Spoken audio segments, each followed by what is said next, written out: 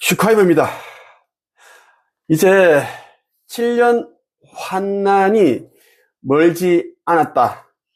그 말씀을 먼저 드리고 싶습니다. 이 7년 환난에 과연 인류의 몇 퍼센트가 남겨질까? 피하지 못할까? 여러분 한번 생각해 본 적이 있습니까? 정말 많은 사람들이 7년 환난에 남겨진다는 것을 말씀을 드리겠습니다. 그 이유는 간단해요. 간단합니다. 보여지는 모든 징조를 외면하고 거부하고 계속 아직은 그때가 아니야. 예전에도 그랬는데, 예전에도 지금과 같은 이런 공중 들림이라든지 이것을 이야기하면서 했는데 결국은 아니었잖아. 그때랑 지금은 완전 판이 다릅니다. 전 세계 모든 그런 일들이 일어나는 트렌드는 마지막 때 일어나는 그 일들을 다 보여주고 있습니다. 앞으로 어떤 일들이 일어날지 예고하고 있다는 이야기예요. 이것은 지식이 부족한 사람일지라도 똑똑하지 못한 사람일지라도 순수하다면 다 알 수 있는 것입니다. 계속 인기, 명예, 권력, 돈, 성공, 성장, 자기 자식 잘 되고 가족만 잘 되고 이런 것만 빠지는 사람들은 그것만 바라보니까 전 세계 돌아가는 판, 중동 전쟁 그 이후에 어디에서 전쟁이 날지 그 다음 무엇인지 생각을 해보지 않습니다. 계속 돈 벌 생각밖에 안 하는데 그 돈 자기 돈도 아닙니다. 이제는 곧 디지털 화폐가 나온다고 분명히 얘기했습니다. 디지털 다음에는 여러분들이 뇌에 오른손에 심는 겁니다. 자, 성서 요한복음 5장에 보면은 마지막 때 사람들이 7년 환난에 남겨지는 이유를 비유를 해서 잘 설명해 뒀습니다. 여러분들에게 좀 이해가 쉽게끔 설명을 해드릴게요. 먼저 이제 이 부분부터 말씀을 먼저 드릴게요. 자, 유대인의 명절이 이제 되어 예수께서는 예루살렘으로 올라가게 됐는데요. 거기에는 이제 베데스다 연못이 있습니다. 이 연못에는 새해 첫날에 가장 먼저 들어가는 사람은 이제 걷지 못해도 앞을 보지 못해도 말을 못해도 귀신병이 있고 문둥병 환자라도 하반신 마비라도 다 나았습니다. 여기에 이제 38년 동안 병을 앓아온 남자가 있었는데요. 이 사람은 그 병을 고치기 위해서 계속 38년 동안 그 베데스다 연못 앞에서 기다리고 있었습니다. 누웠어. 그런데 그 자가 연못 안으로 들어가려고 하면 다른 사람들이 먼저 들어가 버리는 거예요. 걷지를 못하니까요. 예수가 너무 이제 안타까워서 낫기를 원하느냐? 진심은 낫기를 원한다라고 예수를 알아봤습니다. 하니까 일어나서 당신의 침상을 들고 걸어가라 했습니다. 그러니까 나았다고 다 나았다가 아니라 당신의 침상을 들고 걸어가시오. 다 나았으니 걸어가라고 하는 거예요. 완전히 됐다라고. 이것을 보고 유대인들이 보고 이제 예수를 괴롭히기 시작합니다. 안식일에 아무것도 하면 안 되는데 경건한 마음으로 있어야 되는데 예수가 돌아다니면서 안식일에 병자를 고치고 사람들을 몰고 다니고 하니까 굉장히 이제 올리기 싫은 거예요. 자기들도 할 수 없는 기적을 일으키고 하니까.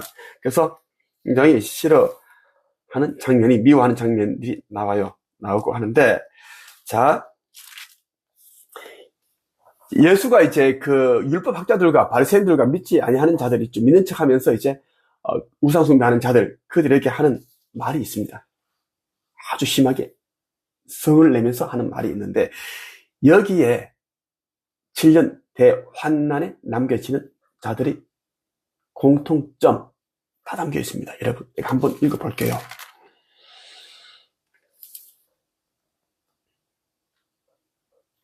내가 나 자신에 대하여 증언한다면 사람들은 내 증거를 참된 증거로 받아들이지 않을 것이다. 그러나 나에 대하여 증언하는 다른 분이 계시니 나는 그분이 나에 대하여 증언하는 것이 옳다는 것을 안다. 너희가 요한에게 사람을 보냈고 요한은 너희에게 진실되게 증언하였다. 그렇다고 해서 내가 사람에게서 증언을 받은 것이 아니다. 내가 이런 말을 하는 것은 너희가 구원을 얻을 수 있도록 하기 위해서다. 요한은 타오르면서 빛을 내는 등불이었다. 너희는 잠시 요한의 빛 가운데서 기뻐하기를 원했으나 내게는 요한의 증언보다 더 큰 증언이 있다. 아버지께서 나에게 하라고 주셨고 지금 내가 행하고 있는 일들이 아버지께서 나를 보내신 것을 증언한다. 그러니까 예수가 하는 일들, 기적과 같은 그 일들, 가르치고 병자를 고치고 귀신을 쫓고 이런 것을 이야기하는 것입니다. 그런 것이 이제 자기가 누구인지를 증언한다는 이야기예요. 나를 보내신 내 아버지께서 친히 나를 증언해 주셨다. 너희는 지금까지 그분의 음성을 듣지도 않았고 그분의 모습을 보지도 않았다. 또한 너희는 아버지께서 보내신 사람을 믿지 않기 때문에 하느님의 말씀이 너희 속에 머물러 있지도 않는다.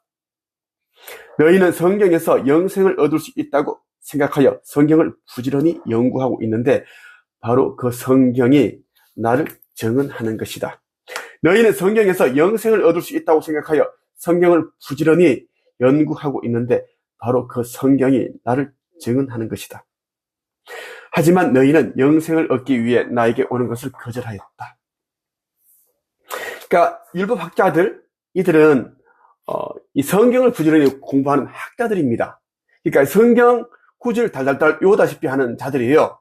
그런데 성경 속의 인물이 오기로 되어 있는 그 구원자 메시아가 하느님의 아들이 예수임에도 불구하고 그들은 알아보지 못하고 오히려 핍박과 박해를 하고 고소 고발할 구실만 찾고 있다라는 이야기고, 그래서 너희들은 내가 너희들 앞에 있음에도 불구하고 나는 영생으로 가는 문, 진리를 너희들에게 전하는 그 인자인데 너희는 나에게 오는 것을 거절하였다라고 이야기를 하는 겁니다. 내가 사람에게서 영광을 받으려는 것이 아니다. 나는 너희가 어떤 사람인지를 안다. 너희에게는 하느님을 사랑하는 마음이 없다. 너희에게는 하느님을 사랑하는 마음이 없다라고 콕 찍어서 단정해서 말합니다. 나는 나의 아버지로부터 받은 권세를 가지고 왔으나 너희는 나를 받아들이지 않는다. 그러나 다른 사람이 자기의 권세를 가지고 온다면 너희는 그를 받아들일 것이다. 자, 예수는 워낙 많은 사람들에게 알려져 있고 이제는 유명합니다. 제사장, 대제사장, 그들은 사람들이 안 좋아합니다. 싫어합니다. 왜? 권위를 내세우고 율법을 만들어내고 계속 뭔가를 억제하고 자기들은 하지 않으면서 자꾸 뭔가를 하라고 시키고 힘들게 만드니까요. 정죄하고 있고 자기들은 죄를 지으면서, 근데 예수는 사람들이 정죄하지도 않고 죄가 있는 자들은 오히려 풀어줍니다. 구속해서 풀어줍니다. 그리고 병을 고쳐주고 귀신을 쫓아주고, 그리고 간음한 여인, 그 여인을 사람들로부터 구해주고, 얼마나 아름다운 일입니까? 그런데 그들은 이런 것을 하지를 못합니다. 율법학자들이면, 제사장들은 말이죠, 유대인들은. 그러니까 화가 풀풀 끓는 거예요. 그들이 전하는 메시지에는 예수가 전하는 그 메시지에 10분의 1도 없습니다. 그들은 아는 것이 없으니까요. 너희는 너희끼리 영광 받는 것을 좋아하면서도 하느님께로부터 오는 영광을 얻는 일에는 힘을 쓰지 않는다. 너희가 어떻게 나를 믿을 수 있겠느냐? 내가 아버지 앞에서 너희를 고소할 것이라 생각하지 마라. 너희를 고소하는 사람은 바로 너희가 소망을 두고 있는 모세다. 너희가 모세를 믿었다면 나를 믿었을 것이다. 왜냐하면 모세가 기록한 것이 나에 관한 것이기 때문이다. 나 임마누엘에 관한 것이기 때문이다. 너희가 모세의 글을 믿지 않는데 내가 말하는 것을 어떻게 믿을 수 있겠느냐라고 정확하게 그들이 악함을 짚어서 질책을 하는 것입니다. 율법학자들, 제사장들, 그들은 성경에서 영생을 얻으려고 성경을 부지런히 연구하고 공부하지만 그 성경 안에 있는 주인공이 예수라는 것을, 그 예수가 앞에 있다는 것을 그들은 외면하고 거절하고 오히려 박해합니다. 그것을 예수가 얘기를 하는 것이에요. 그래서 이 세대는 너무나 악한 세대이고, 그리고 거짓을 진실로 둔갑시키고 진실을 거짓으로 둔갑시키고, 종교에서도 그렇고 정치판에서도 그렇습니다. 그래서 여러분들이 여기 요한복음 5장에 담겨있는 내용을 거듭거듭 읽고 좀 깨어나기를 바랍니다. 나는 아버지 하느님께서 보내신 그 자로서 아버지께서 전하라고 한 그 메시지를 세상에 정말 가감 없이 전하고 있습니다. 나는 23년 11월 24일에 내가 깨어났고, 깨어나기 직전에 나는 정말 많은 그런 경험들을 했습니다. 기적과 같은 그런 경험들을 했고, 깨어난 이후에도 많은 그런 놀라운 그런 경험들을 했고, 아버지께서 여러 천사들이 가히 어머니께서 내게 주시는 메시지를 여러분들에게 전하고 있습니다. 나는 아버지 하나님의 이비요 통로 채널이라고 말씀하셨고, 이 시대에 신사님이 오기로 한 그 자는 나슈카이브라고 하셨습니다. 나를 믿으라고 하지 않겠습니다. 내가 전하는 그 말은 아버지께서 주신 말씀이니 그 말만이라도 한번 믿고 행하기를 바랍니다. 아버지 하나님의 축복이 함께 하기를 바랍니다.